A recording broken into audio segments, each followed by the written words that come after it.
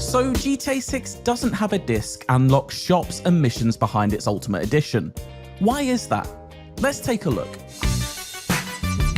Remember when physical copies of video games included a disc containing the game on them? Me too. GTA 6 pre-orders are here, and while available on PlayStation and Xbox storefronts in digital form, you can also reserve a physical copy to arrive on its day of release, November 19th. But that box won't actually contain a disc you can slot into your console. Instead, a piece of presumably nice, shiny, colourful paper will be found inside with a code written on it, so you can redeem it on the relevant digital storefront and download it. Over recent years, we've had to get more and more used to the prospect of an all-digital future. Sony released a disc driveless version of the PS5, the Xbox Series S is only download compatible, and it's expected that Microsoft will go all digital for its next generation console, Project Helix. Some big games have already decided to park physical editions to one side to cut costs. Perhaps the most notable of these was Remedy's Alan Wake 2, which before eventually being put on a disc, launched digital only. But for good reason, to keep the price below $70. Rockstar has no such excuse though, with GTA 6's standard edition costing $80 and its Ultimate Edition coming in at $100. But I'm not sure that this is about production costs. I think it's about control and secrecy. As for why a boxed edition of GTA 6 exists without a disc in it, well, I can only presume that's to keep up appearances and fill up those store shelves, while simultaneously holding the power to control resales of the game. You just can't ignore the reach this series has outside of traditional video game circles, and the mass appeal it brings with it.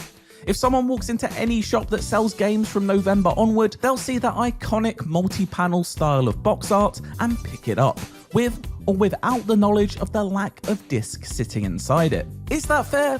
Probably not, but you'd hope the cover at least lets people know that this is the case. This will also mean trade-ins become null and void, meaning anyone who wants to buy the game will have to do so at full price. Don't expect GTA 6 to go on sale anytime soon either. With it set to be the biggest selling piece of media of all time at launch, demand will be there no matter what the price, with Rockstar having no need to make reductions to draw in consumers. By taking away your leverage, you're locked into whatever Rockstar and storefronts believe is a worthy price for you to pay. When the biggest game in the world decides to do this, does that give permission for everyone else to follow suit?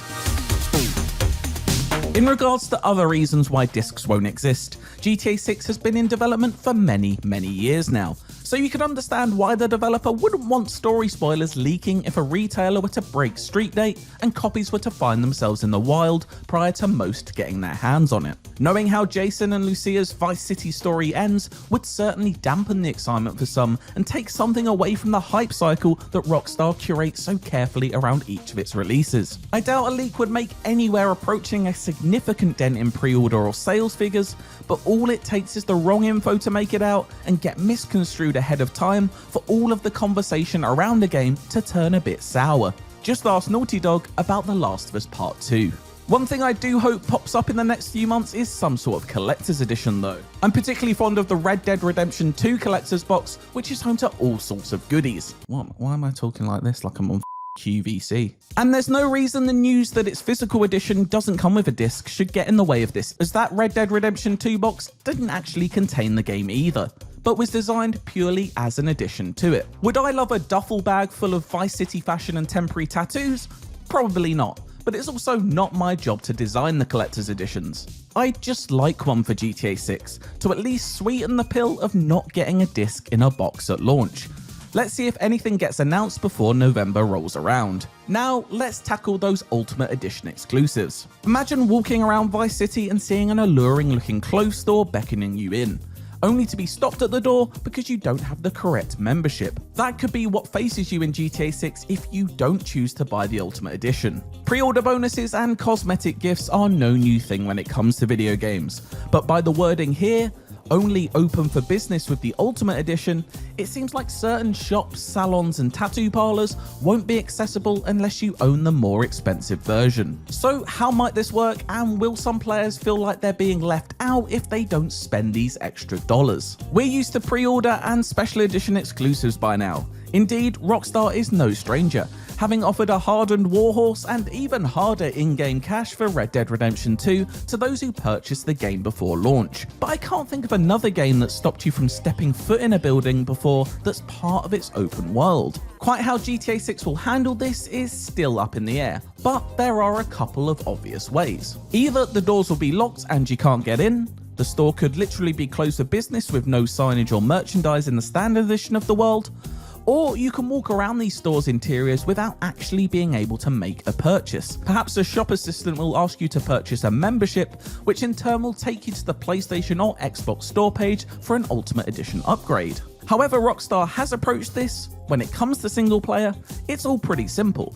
Cosmetics look good. But will this sort of perceived VIP exclusivity affect how Rockstar's new iteration of GTA Online will work? The current GTA Online community is one with a great amount of creativity and sense of humour, but it's also home to a world filled with griefing. The ecosystem is built around player expression and identity, with money very much being the fuel that fires it, in both a virtual and physical sense. Therefore, being able to show off that you have access to haircuts, threads, and ink that other players don't will be tempting for those who do. But those who choose to do so may do it at their own risk.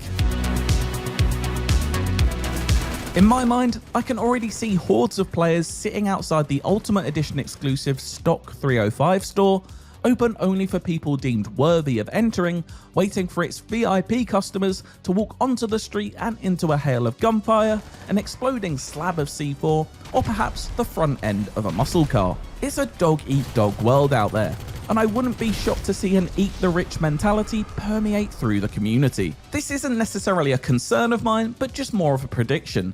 Just know if you're going to put yourself out there, you may get some unwanted attention. But there's another Ultimate Edition bonus that may be more of a concern to fans of the campaign, and the first solid point towards what some of GTA 6's missions may look like. We can all assume and infer from the two previous trailers that we'll all be getting involved in the standard Grand Theft Auto mix of car chases, gunfights and bank robberies. But now it seems as if gang compounds are being added to the mix. It suggests a harkening back to the 3D era of the series, such as Vice City and San Andreas, where gangs played a huge part in the stories, and taking over properties and areas of their maps served as key mechanics. But Standard Edition players seemingly won't get access to one of these missions, suggesting they may well be more like side activities rather than playing a crucial role in the plot. Ultimate Edition players will be tasked with finding a way to raid the PTT Young'uns illegal goods store in Southside Vice City, and escape safely to score some special items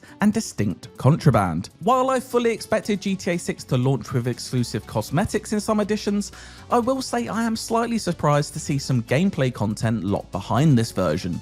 It feels like we've long moved on from missions or levels being tied to editions or platforms. GTA 4's The Lost and the Damned and The Ballad of Gay Tony being Xbox exclusives for a year jump to mind, as does Red Dead Redemption 2's Rhodes Bank mission being a special edition exclusive.